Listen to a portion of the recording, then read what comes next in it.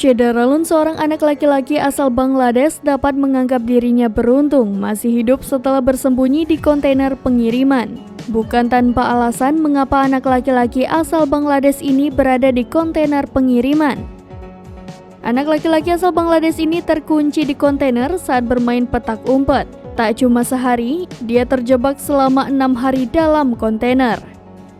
Dilansir dari Auditi Sentral pada 17 Januari, saat menurunkan peti kemas dari kapal Bangladesh, staf di Port Klang, Malaysia terkejut melihat seorang anak laki-laki yang kebingungan dan kurus keluar dari salah satu peti kemas.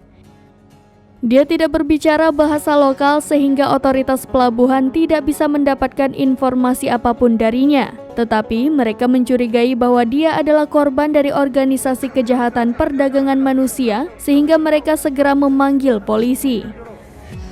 Ternyata, bocah itu bermain petak umpet dengan teman-temannya di kota asalnya Chittagong, Bangladesh, dan memilih kontainer pengiriman sebagai tempat persembunyian. Dia terkunci di dalam dan menghabiskan 6 hari berikutnya di kapal ke Malaysia.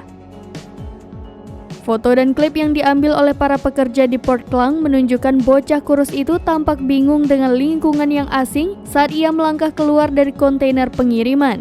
Dia kemudian dijemput oleh ambulans dan dibawa ke rumah sakit setempat.